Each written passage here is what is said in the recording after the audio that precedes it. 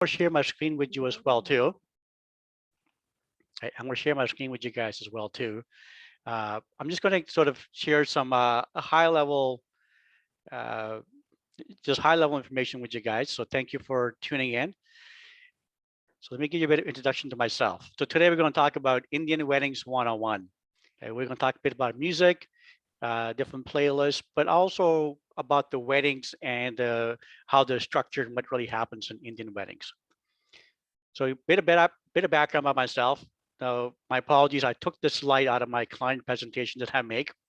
Um, so I actually founded Sonic Crew a couple of years back, but I've been DJing since I was 15 years old, long time. And I stopped, like a lot of DJs, when I got married, I stopped DJing. All right. And then, but 3 years ago, I picked it up again. I went, most of my life was spent in high tech. I spent a lot of Fortune 100 companies, mid-sized companies, small companies, etc. So, I've been, I got tired of doing all this stuff, and I said, let me go back to music again. And I just literally bought a small controller, DDJ 400, just for fun. And a few months later, I said, shit, you know what? Let's make a go at it.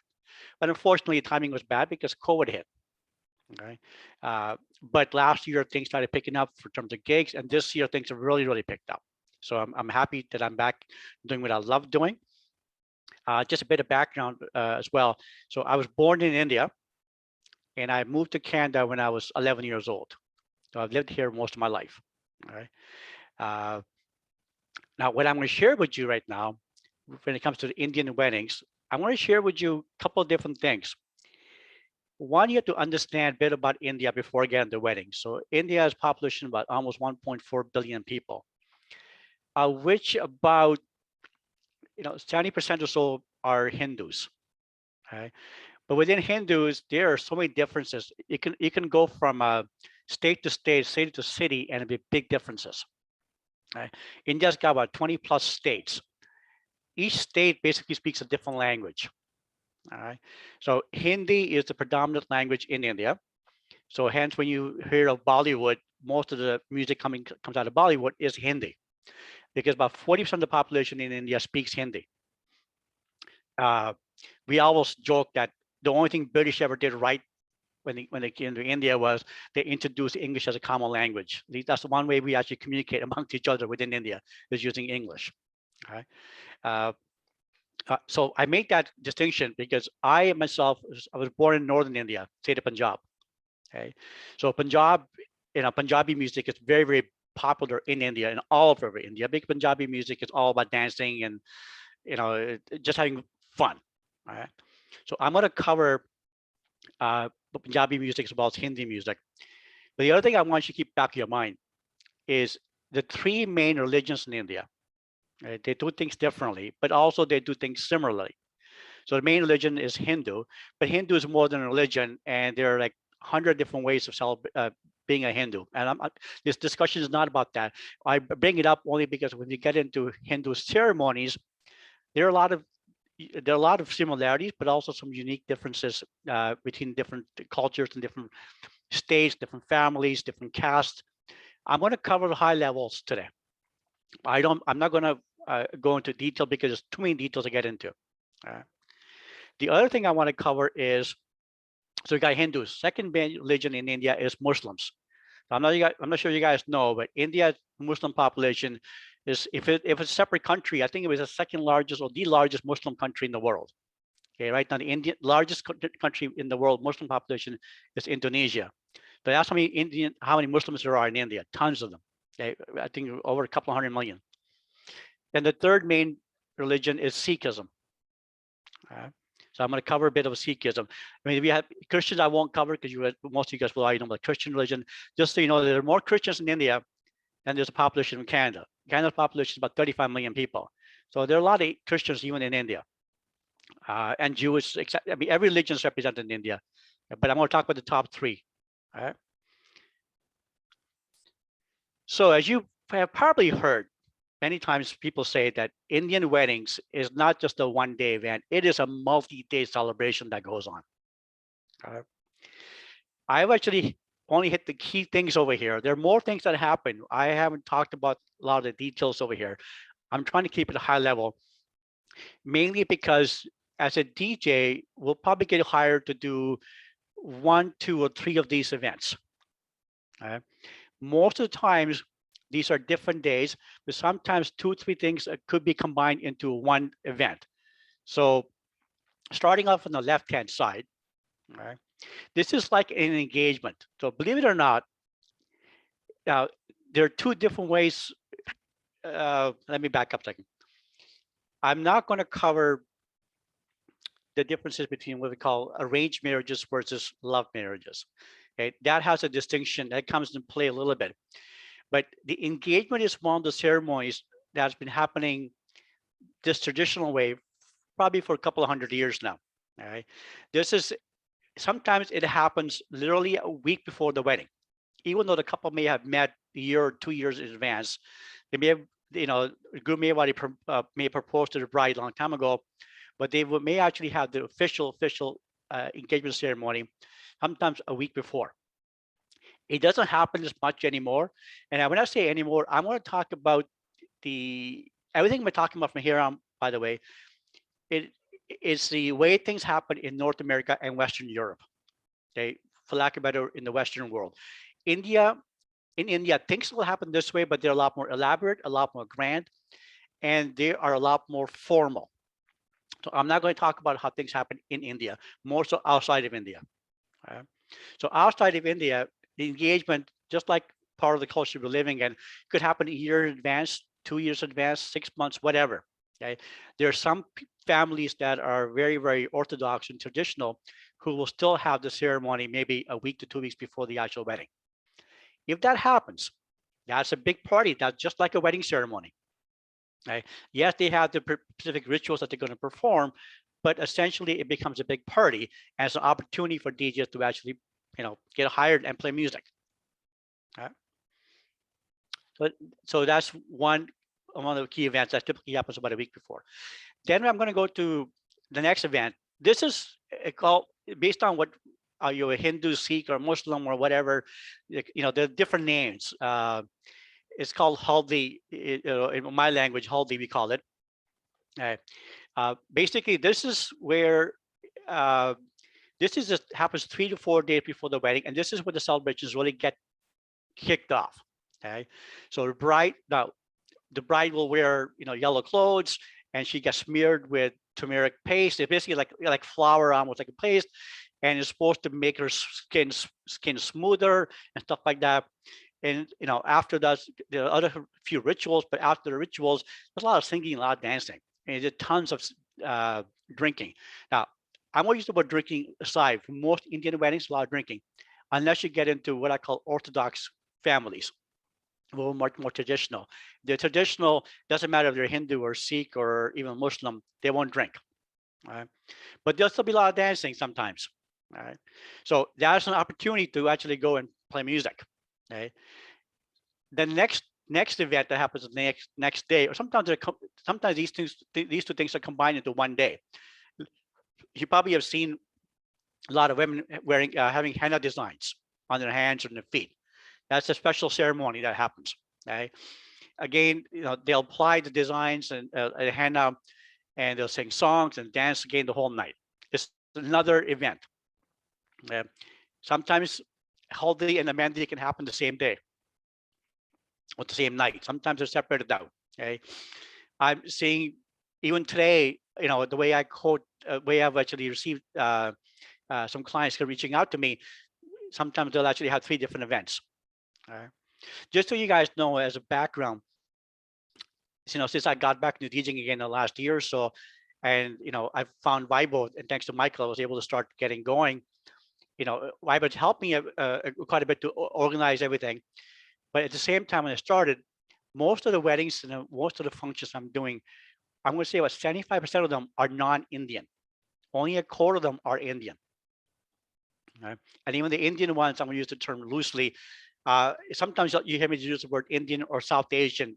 South Asian, all it is India, Pakistan, and Bangladesh and Sri Lanka.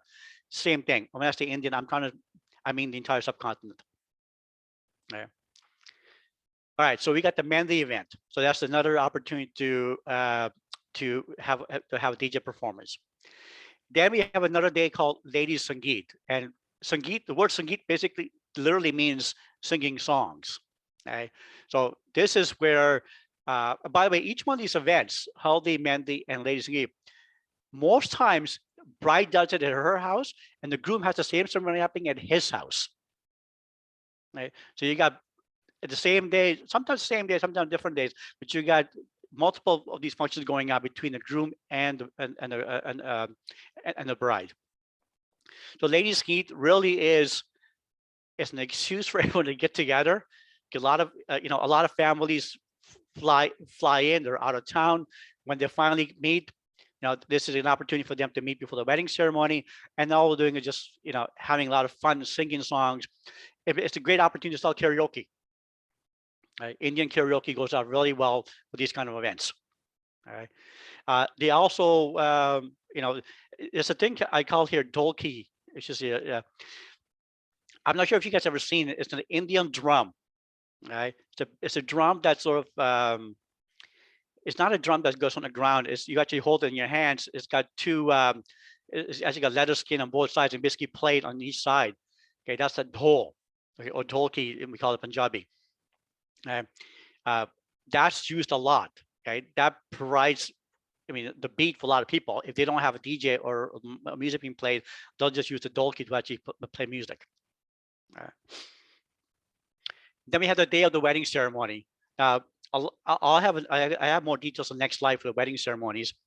But sometimes for Muslims specifically, after a wedding ceremony, they might follow up with a mini reception.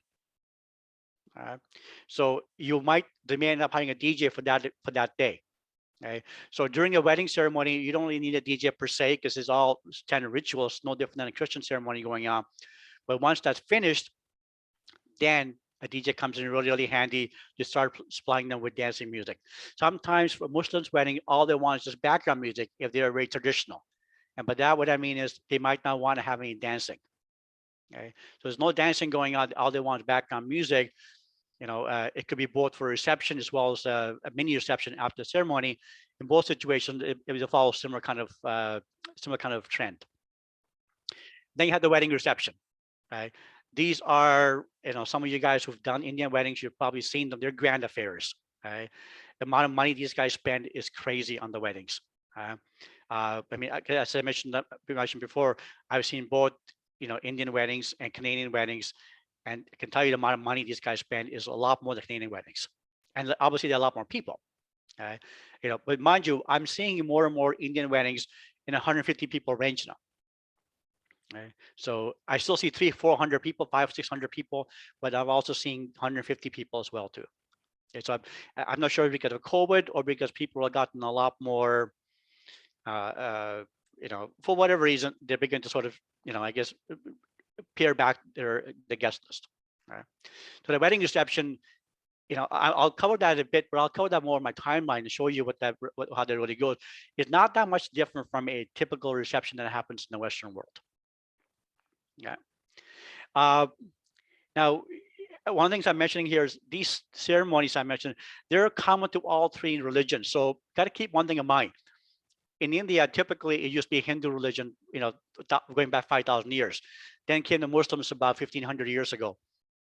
Then Sikhs about 600 years ago. They all sort of grew out of the same rituals and the same ceremonies, and they've sort of, modernized them a bit and made them a bit more unique for their own religion. Right? But what a Muslim does for Indian and a Pakistani wedding would be different than what a Muslim will do that's in Saudi Arabia. Right? Or what they might do in Iraq. It'd be different weddings, different way of doing things. Some similarities in the ceremony, but very little overlap. Okay. Before going to the next slide, does anyone have any questions over here? I'll just open up for a couple of minutes if you have questions. Yeah. One of the reasons why I want to show this to you was because you have an idea that with different ceremonies, you actually are able to upsell DJ services for the different days. I have a question. Yep, go ahead, Drew. Thanks. I wanted to see my buddy is Pakistani, and he does a lot of Indian and South Asian weddings. He also calls them Daisy weddings, like DESI. Is Daisy. that Yeah, yeah, Daisy? Is that also an accurate term? it is. Yeah. So Daisy typically means, well, the actual translation means your countrymen. Okay. That's Oh, the actual. Okay. So when we say Daisy, we're meaning Indian, Pakistani, we're meaning Indian. So yeah, same thing. okay, Yeah. cool. Thank All right. you. You're welcome. Actually, just so you know, one of the latest trends in the last 5 years is really growing quite a bit. It's what we call Desi hip hop and Desi R&B music. It's becoming really big in the last little while. So that's a separate discussion altogether. Okay, so I'll go to a typical, I don't want to say typical, but a wedding ceremony. Okay, this is very high level, and as I mentioned, within every region will have very differences. Sometimes the difference could be dramatic. Sometimes there'll be minor differences. Okay, and even within the same religion, let's say a Sikh who lives in Punjab, state of Punjab, versus a Sikh who lives uh, in Toronto, right? Versus someone lives in Dallas, might be some differences here and there. Okay, Hindu has got a lot more differences based on which part of Hinduism they're from, which sect they follow, which part of India they're from. There'll be major differences, but those differences happen in the actual wedding ceremony portion. What I'm describing to you here happens most of the times. Okay, this is a wedding ceremony. So a ceremony typically starts off with what we call a barat. Barat is when the groom's family arrives at the venue where where the actual ceremony is going to take place. Traditionally, it used to be at the bride's house. So it's like procession coming to the house, and as they're walking in get close to the venue, they start dancing like crazy. Right? I mean, in India, they actually hire bands who have who walk along the whole procession, and they're playing instruments, and people are dancing for the last, let's say, 1 kilometer. Right? Sometimes they will go on for longer. So most times the groom will be sitting on a horse. I've seen a groom here in Ottawa get married recently coming in on an elephant. Right? I mean, that happens in the state of Rajasthan in India. Elephants are much bigger deal. Okay, but more and more people are beginning to use limousines because they're easier to get, they're cheaper. Horses are not always easy to get, especially in Canada. If you're in the winter, what are you going to do? You're not going to get a horse in winter, right? Summer you can get horses here, but you won't be able to get it in winter. So I started offering a service recently because I actually just bought myself the Mackie Ghost, the battery operated ones. I bought them more for ceremonies, but I said, you know what? I can put them in the back of my SUV, have the trunk up, and play music for them. Right? It's an opportunity to upsell some music and upsell some service. All right. So what typically happens is, so you have the groom's family arrives, and then when they arrive to the actual venue, then they move into the next part called Milani. Milani essentially basically means the meeting. It's a meeting of the two families. Okay, so a lot of this stuff here has 4,000-year-old history. Okay, we just keep doing things the same old way. Modernized a bit, but same thing's going to happen. So in this situation, when the two families are meeting, what will happen is one part of, let's say, the groom's brother will meet the bride's brother. They hug each other. The bride's brother will give a groom a gift. They'll play games. They'll actually exchange flower garlands. Okay? So it's a way to officially welcome the family, to your house or to your place where the wedding will take place. Okay. Muslims typically don't do this. Okay. Typically, it's the operative word. Some will do it. Most of them don't do it. Hindus and Sikhs definitely do this. Okay. They also, they make it a lot of fun. The whole, remember the olden days, 4,000 years ago, all the weddings were arranged marriage. They were all arranged weddings, right? There was no love marriages. So when they were doing arranged marriages, the families never knew each other. So they came up with games to get the families to have icebreakers, to get to know each other a lot. Okay. So during a milne, one of the games is when you're hugging the other person, how high can you lift them up? If you lift the other person up high, then it makes it hard to put the garland on them. It's like fun little games. It's just, a cute little thing. Anyway, so that's the milne part. Then typically followed by some kind of a meal, depending on what time of the day this happens. Then what will happen is after the meal, everyone, both families and the groom's family assemble at this where the ceremony will take place. For Hindu ceremonies, that's called a mandap. Mandap is probably what you've probably seen in pictures of it, especially you guys who DJ before at some Indian weddings. It's, you know, it's like a almost under like a tent, not a tent, but 4 big pillars, nicely decorated with, you know, nice curtains on top and sides. You know, in the middle, there's a spot to have a container where a fire will be lit afterwards, and the priest sits there. That's the official ceremony spot. Okay. The families sit there, they assemble there, and then you have the bride march. The bride will then come in. Okay. And when the bride marches to the mandap, she will officially meet the groom for the first time, right? In arranged marriage, right? These days, that's never the first time anymore. All right. Then they exchange large flower garlands. Okay. Flowers are not always used for Muslim weddings. Like the bride march happens for there as well too. They may not do the flower garland. Okay. They'll just, you know, because in this case, the bride's not supposed to, for Muslim wedding, the bride's not supposed to see the groom at all until after the ceremony is finished. So in this case, when the bride walks in, she's going to walk in with her head and under a veil. She'll then, when she comes to the main area of the ceremony, which is called the nikah, she'll be sitting behind a curtain, which you cannot see. I mean, you can see a silhouette of the groom, but you actually won't be able to see his face. Right. Then you go into the actual wedding ceremony, which is more of the religious rituals, and they, you know, even within the Hindu one, which is called the shadi, you know, there are many different ways of doing it. Depending on the priest, we call them the pandit. Some of them can make this last 1 hour.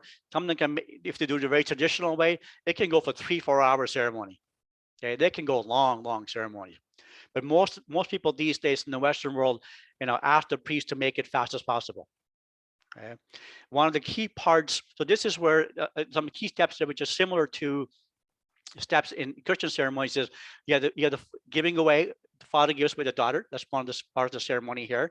You have the vows, but the way the vows are done is a little different. The bride and groom have to walk around the fire 7 times for a Hindu wedding. Okay. Each circle represents a vow. So while they're walking, the priest is saying the key words, and what he's actually reciting are the actual vows. So for every circle they make, they're accepting the vow. Okay.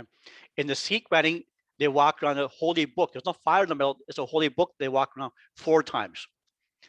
In the Muslim wedding, the nikah, there's no walking around because the bride and groom are separated by a curtain, and their imam will ask both of them if they accept the terms being the vows.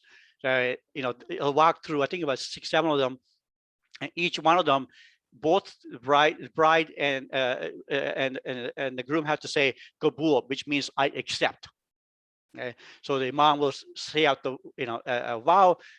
They both have to accept, and they continue on. And when they're finished, only when they've finished all vows does the curtain get removed. All right. Now, one of the key things I want to point out here is, remember, as I mentioned before, these are 5,000-year-old ceremonies, especially for the Hindu ones, and the families didn't know each other. So the games, they started playing games during a ceremony, because ceremony, like, remember I mentioned, they can last many hours, right? So one of the games that people play is the bride's family tries to steal the groom's shoes, right? And at the end of after the wedding ceremony is finished, then they demand money from the groom to get the shoes back. Okay. And I can tell you this game can become really wild and crazy. And I've heard of stories where people demand $1,000 just to get the shoes back. Okay.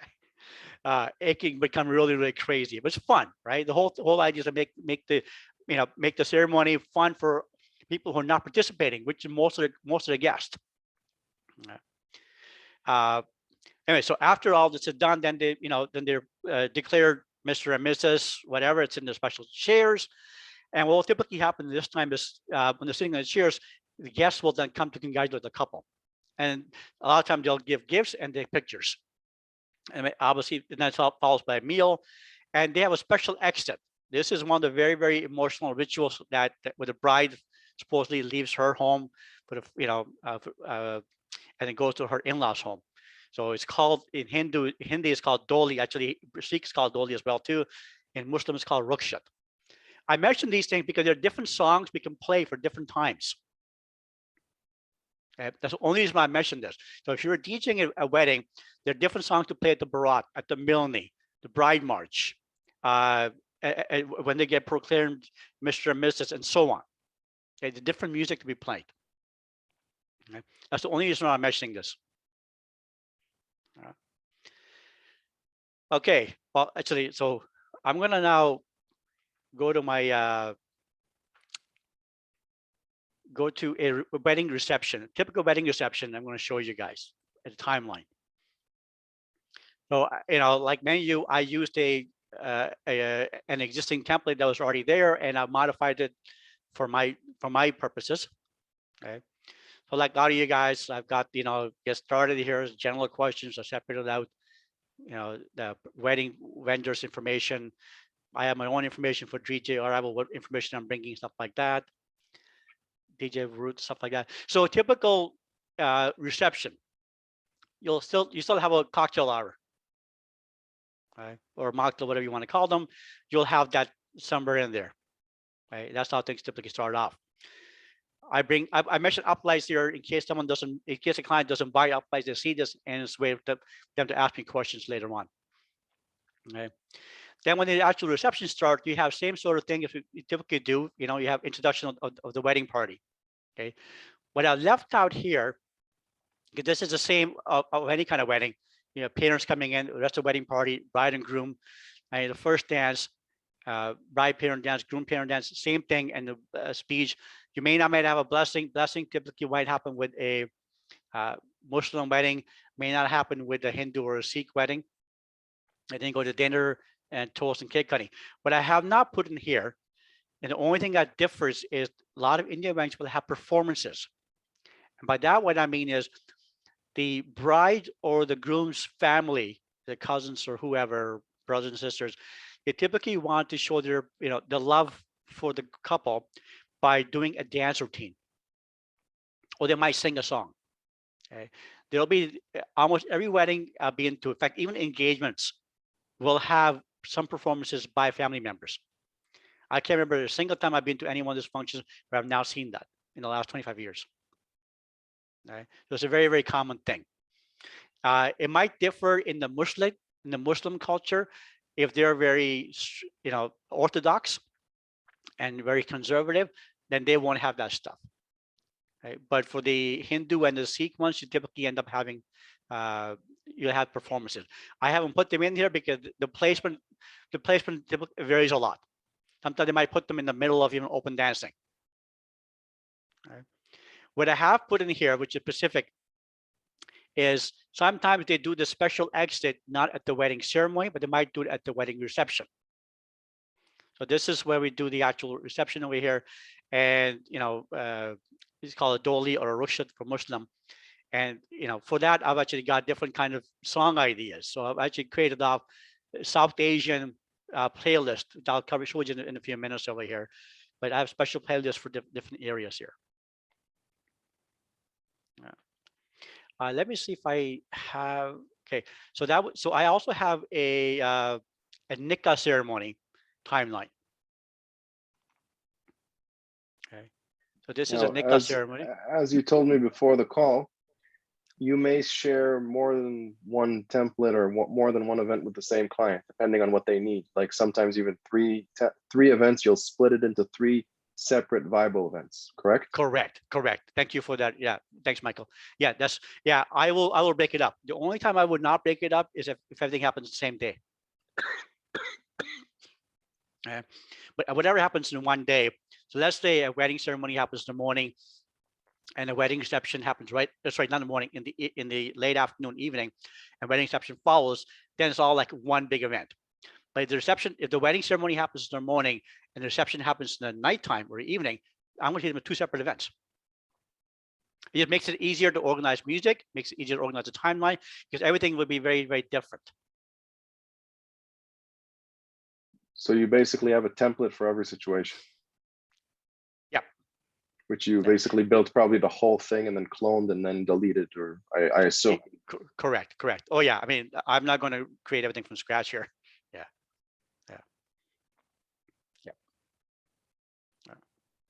So this is like, it's a typical nikah ceremony.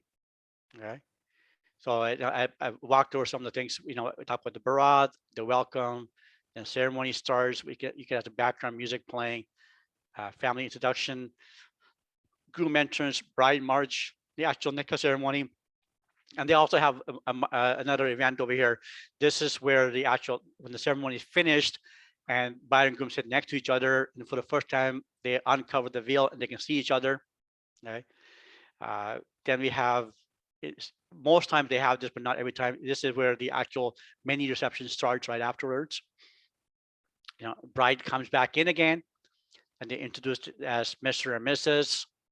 And then guests can give them congratulations, and what we call is shuggan. Shuggan typically means congratulations, and they can also give a small little gift to them.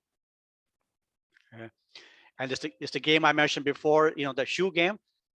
The juta chupai, that's shoe in Hindi and Urdu language. All right. And then standard stuff: welcome speech, blessing, dinner, music, cake cutting, dancing, and so on. And then rukshat is the special exit. I have a question. Yep. We may not be able to see this unless you click on the settings of each section of the event, but did you also add descriptions to these sections to explain about the ceremony or the tradition in the description of the section? Good point. I have some, but not all of them. Hang on. Okay. I know for the broth I have not. I can do that. I'll do that. I'm just curious. Yeah. Yeah. So I've done that, like the unique ones, like so on the whole, let's say I have not. I'm just kind of chiming in with, like, feature wise, when you click on the settings of each section, you'll be able to see there's a description on the top, which is probably more effective than the notes. Correct. Yeah. No, you know what? I'll do that actually. I'll do that. Yeah. For whoever doesn't know, you can click on the settings and just show it. So here, just in case we can use the opportunity. So right here. Yeah. Right description. Here, I put description there. Yeah. Nate says from Hawaii, thank you. That would be awesome. Very cool of you. I will do that. Okay. Now, so now that we have so thanks to Michael and the team, they built a new feature where we can share templates with the rest of the community. Okay. So this is probably a good time to show you guys how this feature works.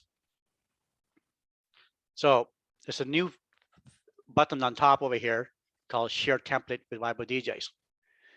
Click on it. There are two options here. One's create a template link, which you can send to specific people, or just make it public where everyone can see this. Okay. So now, actually, Michael, so why maybe you should wait. You should wait to add. You can wait to add the descriptions if you want to kind of tweak it, and then you can share it after. Okay, that's what I was going to ask you a question, because if I make changes after I made it public, will people see the changes afterwards or no? Unfortunately, not yet. No. Okay. All right. But you could probably delete and add it again. But there's no sense. We can wait another week. Okay. Or a few days. What I will do is this, though. Let me just go back. I will create a reception, because there's nothing really specific unique over here anyway. Okay. This I can share. For sure. Yeah, and we can do it right now live to show people how to do it. If you also have an event you want to share it, you can click with us now, make template public. There we go. And make public. And I'm going to make public. And now everyone else should see it under the public templates.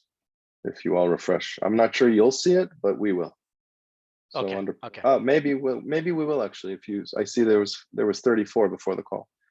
So under public templates, you can find the template itself. Let's see if we see it.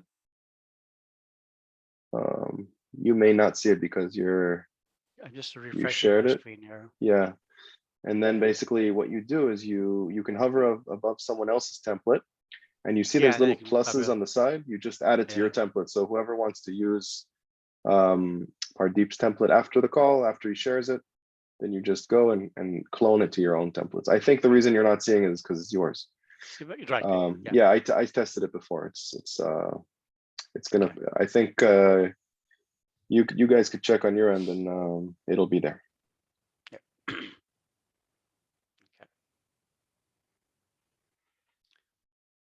So let me share with you guys some stuff I've done here as well too in terms of music playlist. By the way, if we're talking about this as well, if you go into one of these playlists that you created, and you did an amazing job, we have a new feature where you can click on the photo, the cover photo of that thing, and add something that has to do context about that. Excellent. So it'll appear only in the update that we have in like a week and a half, 2 weeks, but you can already prepare it. And then when the app will be updated, it'll appear for the clients. So it'll be more beautiful. You can have your branding on it, etc. Perfect. Okay. Excellent. Thank you. Yeah. So, because I cannot share these lists, these music playlists with people. Michael has access to them, and he'll be able to share them with you guys. I mean, they're also in the templates, right? But actually, the URLs are, you could basically, we can share the URLs with everybody. Anyone that clicks on the URL will be able to clone the playlist on their end as well. So okay, if does anyone want to individually just get these playlists, then we could also add them as well individually. Yeah. So when somebody takes I see Drew raised his hand as well. So yeah, what was your question, Pardeep? So when somebody, so because I shared an event, right? When someone looks at the event, will they get access to the playlist that go with it as well too? Yeah, they'll see the playlist in the template itself, of course. Oh, perfect. Okay, so then they already have access to all the stuff then. Okay. Yeah. Okay. All right. Okay, Drew, you had a question? No, I just raised my hand to be like, I would love to get the playlist. That would be rad. Please. And thank you. I've done a couple Indian weddings, and I actually had to like reach out to a couple companies that do like specialize in that, before, to just kind of get a little bit more insight from them, because I know that it's just a totally different style of music, and all the hybrid, like, like Usher, but with the Bharat style, or like the, with the dole added in or whatever, like all the different mixes that are cool. Anyway, that's it. Yeah.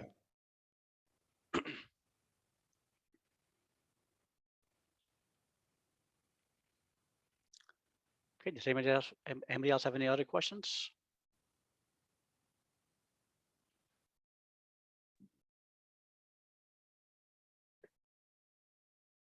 My question is just out of curiosity. If I've never done an Indian wedding, do you think it's a market that's interesting to go into if you're not from Indian descent, or you're not really familiar?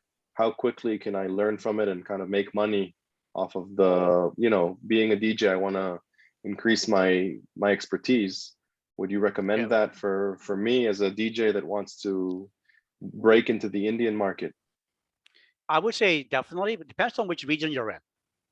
Okay, so I'll give an example where I am in Toronto area. Toronto area probably has one of the largest Indian populations outside of India, right? I think it's Toronto and New York are very similar in terms of Indian population. What that means also is you got tons of DJs out here, right? So it'd be, it might be harder to get into Indian market where you have a lot of Indian people there and a lot of other Indian DJs. But if you're I find that if you're in places, especially down south in the US, their people are a lot more, they're not able to always find Indian DJs. Even though they exist, they may not be able to find them. All right. So you'll have a better chance in those kind of markets. Okay. So I think it is market specific. Okay. But the opportunity is there, as I explained to you guys, we're showing you different events that happen. It's a great opportunity. I mean, it's a 2-3 day event. That means your whole weekend you're busy, right? Sometimes starting from Wednesday to Saturday night, almost every day you're busy. All right. It's a good way to actually make some good money, and just because you're constantly selling services. And a lot of these guys will. I mean, I had a client just this morning reach out to me. I'm doing her wedding in July long weekend. And all of a sudden she wants me to add coleslaw, she wants to add dry ice. I mean, and the list goes on for her, right? So it's fantastic. Because these guys want their dream wedding. They're sometimes, sometimes you get lucky enough to find some clients where the money is no object.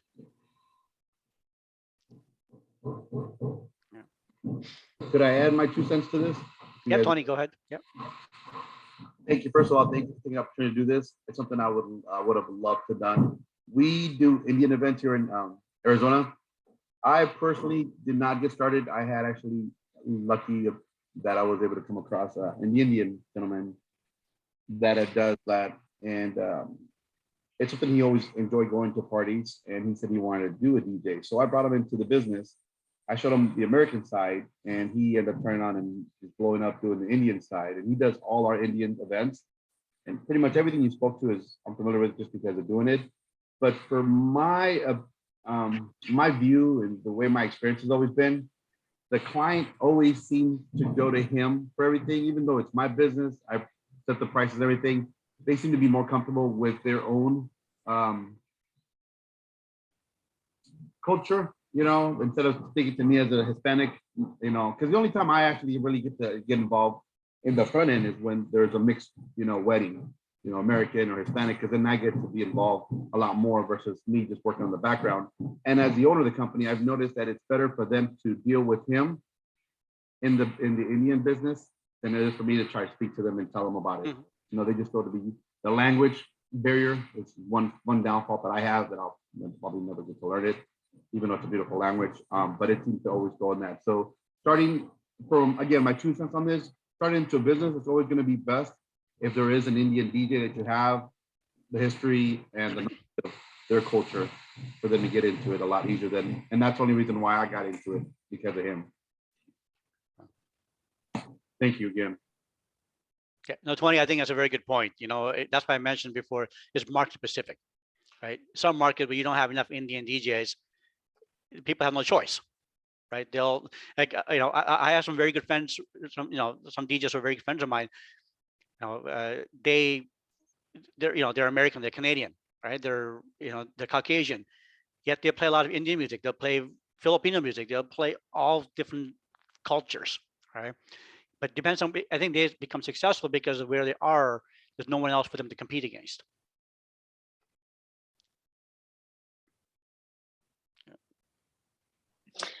Hi, I have a question. Hi, June. Hi, thank you so much for walking us through this process and for giving us some of the history of these different things. It's really funny. I'm based in New York City, and over the past year, I've started getting these Indian weddings. There's a lot of really cool American Indian couples here, and so we're starting to really attract them. And I'm finding it. I've been to India, but I don't know about Indian weddings at all. And so I'm learning about the culture, and I'm just having a great time doing that. But I have 2 very big 3-day weddings coming up. Can you I think the only challenge for me, I'm learning a lot from my couples. They're sharing a lot of music with me. I'm looking forward to going through your music and your templates as well and playlists.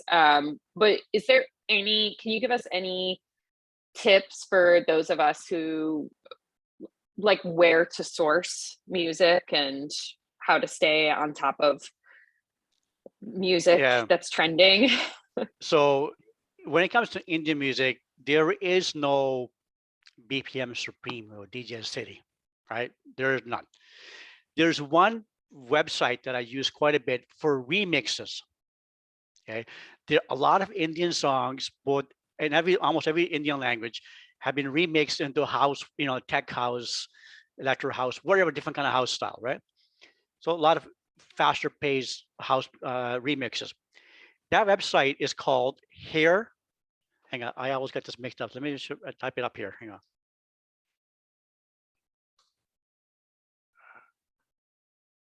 Okay, I'm going to show this to you guys. Let me just do a quick share screen. This is what I use. Hear this or heart this at AT. Right. this actually is a global website. I think this is based out of Europe somewhere. And there are all kinds of, I mean, people from all the world are putting stuff in here. But there are a lot of Indian professional DJs from India and from Dubai and from London, UK, and even from Toronto. When I use the term DJs in terms of who will produce music now. Okay, these guys produce their own remixes. Some of these guys are very, very big, and they're going to put tons of music up here. So for remixes, I come here. Now, there are a lot of other websites, but a lot of other websites, I'll give an example. Here's what is it called here, AIDD. I think it's All India DJ something it's called, okay? Well, they have their own website. They have their own music, but they all host it on this website over here. Everyone hosts it over here, and then they take their own websites and they source the files back in this original place over here. This is where you get your remixes. The original songs, they are so hard to get. Okay. As my challenge is the same thing. I end up scouring the internet. Let me see if I can find some. I have one website that I used here. You have to be very careful with this website. Okay. When I say very careful, you better have your ad blockers, you better have your antivirus software and malware turned on. Okay. Because this is not the best, safest place to be, but they do have music. Okay. It's called DJ Joel. They've got tons of music from Pakistan and from India. It's original songs. Okay. They don't always have good, they may not always have 320 kilobits. If they don't, I might use 256 the odd time if I'm really stuck, but I never go anything below that. I have a question real quick also about music. I noticed when I was going through some of your playlists that a lot of times they didn't have like an official Spotify or Apple Music link or Amazon, etc. Most of them were like YouTube and SoundCloud. Was that for a reason? Because you're using these remixes, or because? Actually, no. So when I created those playlists, it was easier for me to just get when I was doing a search, just easier doing a search on YouTube. Okay, I'm not a big Spotify user, to be honest. I use more Tidal. Okay. So because I don't use Spotify, it was just, for me, it made no difference if I had to use YouTube or whatever, right? So it was just a matter of creating a playlist. For that purpose, I really don't care what the source was, as long as the right song and the right artist, and not a remix version. If I wanted a remix, then I make sure I pick the right remix. If you have these same playlists on Tidal, we could probably convert them and import them like cleaner into the song ideas. Yeah, actually, you know what? I have all the playlists in my record box, fortunately. Oh, okay, okay. Yeah. Cool. So when I just created wondering about that. Yeah, so when I created all these playlists over here, they were all done manually. Wow. Yeah, I went each one of them. It took me, a couple of days to think about everything and then just put it in there. So cool. Yeah. So June, I know I didn't answer your question 100%.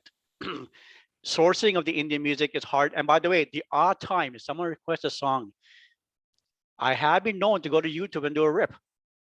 Because someone wants a song so bad and I can't find it anywhere else. What am I going to do? It's not like you can go buy CDs anymore either. In fact, I was in India last month. I was looking for CD stores, and guess what? I could not find a single damn CD store. I was willing to pay money to buy CDs, but I couldn't find stores. Okay.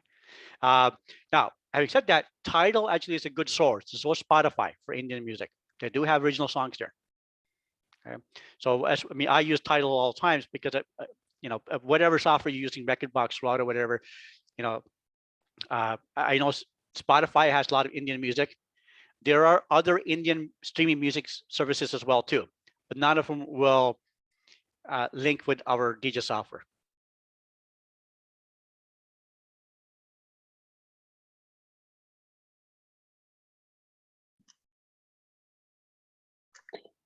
Very cool, guys. So it just seems like you put so much work into these templates and playlists. It's awesome that you're sharing it with everybody.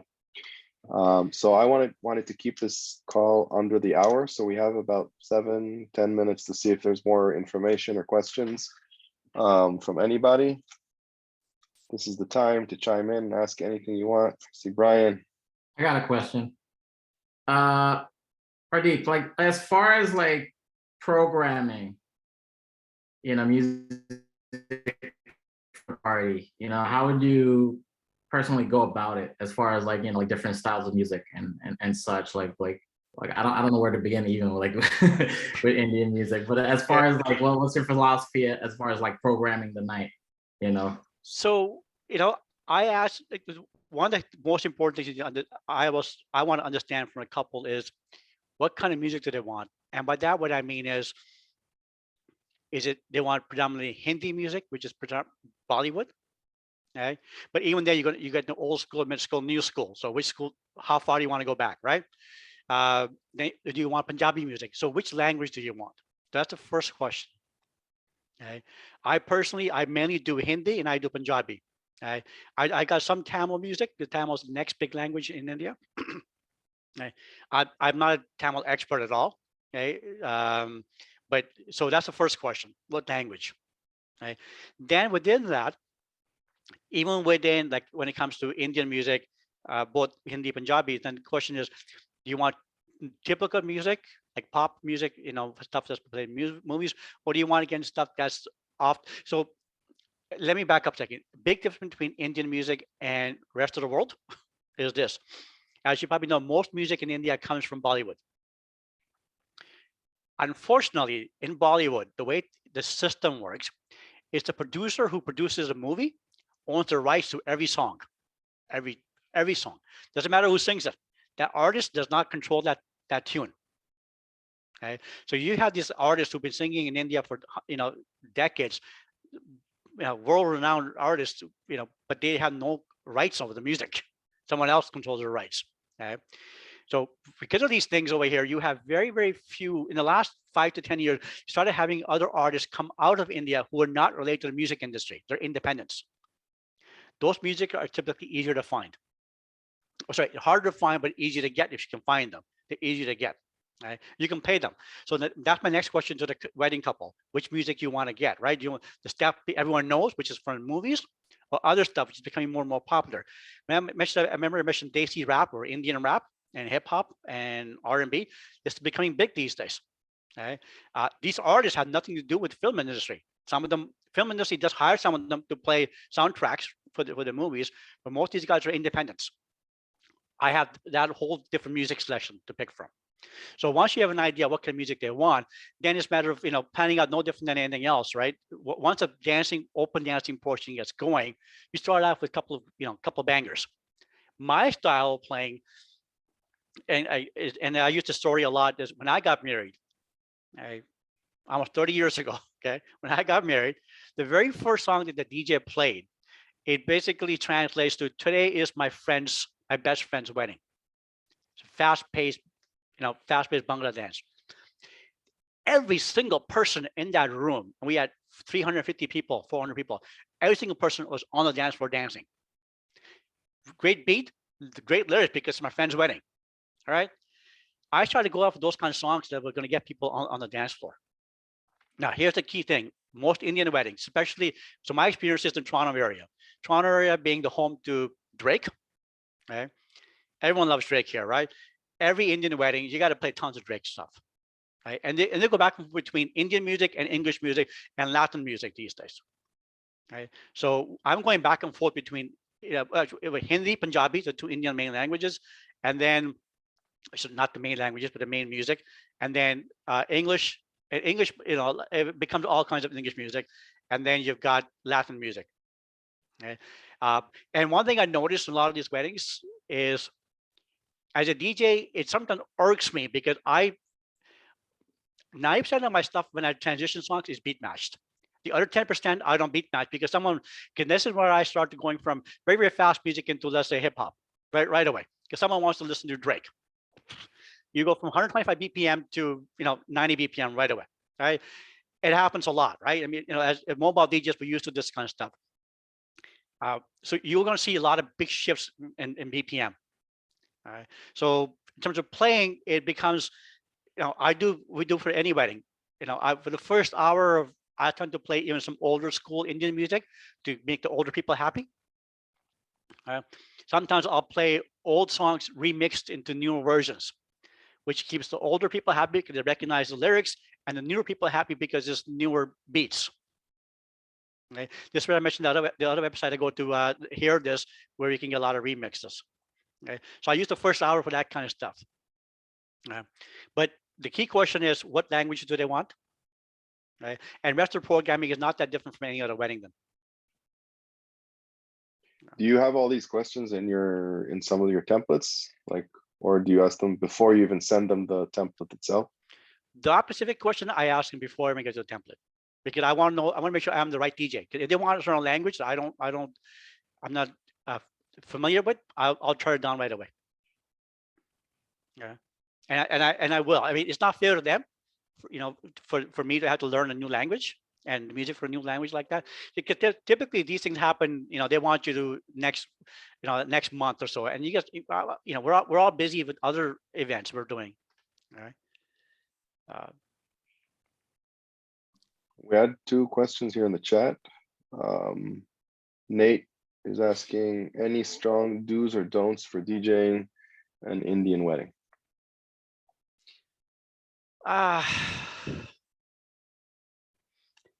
You have to be extra careful in how you let me know. You know what? I think I'm just myself in both weddings, Christian and Indian wedding. I'm just myself. I don't know if I have a strong do or don't. The bigger difference you will see in Indian weddings is people will come to you especially for a request. Okay? Everyone's going to come at every Tom, Dick, and Harry will come to you asking for a request, and they'll say, well, I'm the bride's this, or I'm the groom's this. They're trying to make themselves feel important. Most times they're just full of crap. Okay. So you're going to get a lot of that. Okay. Now you're going to also, I find the Indian weddings are 2 extremes. Some weddings, no one requests a song, maybe 1 or 2 requests. And the other weddings, you got people requesting kind of like crazy. And that has nothing to do with the quality of the DJ. I've seen that with a great DJ, where I've attended weddings, great DJ who's constantly been requesting songs. I'm thinking, just leave him alone. He's doing a good job, right? But people want to hear whatever they want to hear. One thing else I will mention is, and this is my personal pet peeve. When we DJ weddings, as DJs, I believe we should be dressed professionally. You'd be surprised the number of Indian DJs I've seen at Indian weddings who walk in wearing friggin' jeans and a t-shirt. I'm thinking, seriously? You're at a formal wedding? This is what you're wearing? And yet this guy probably only charges $500-600, like dirt cheap. So they get what they pay for, right? Some people are cheap. They're going to pay nothing, and they're going to get nothing. You also got to be careful with the religion, because some places, depends on where you're at, but you can't even wear your shoes. Things are sacred. But then you just got to be careful, especially if you're starting off doing this. This is a whole change for me. So I learned this, going through the process of, hey, you can't have your shoes here and this and that, or you got to, wear this and wear that. So it was a learning curve for me. But yeah, if you guys are starting to start off with Indian, make sure you learn that stuff. That's important. So Russell asks if we can we get your contact info, email, telephone, if we have any questions. Sure. Yeah. Anytime. I can put it in the chat right now if you guys want it. Awesome. So again, just before everyone splits, it's been like about an hour. I just want to say thank you so much, really, Pardeep. This was amazing, mainly for sharing, but also we know like how many. It seems like you put in like probably weeks into preparing these templates. Am I exaggerating? You know what? I put in days, and I think what really happens is what's really helped me is the fact I was able to leverage other people's templates. And I think it's a great tool, right? I can leverage that. I add my nuances to it. I'm building on it.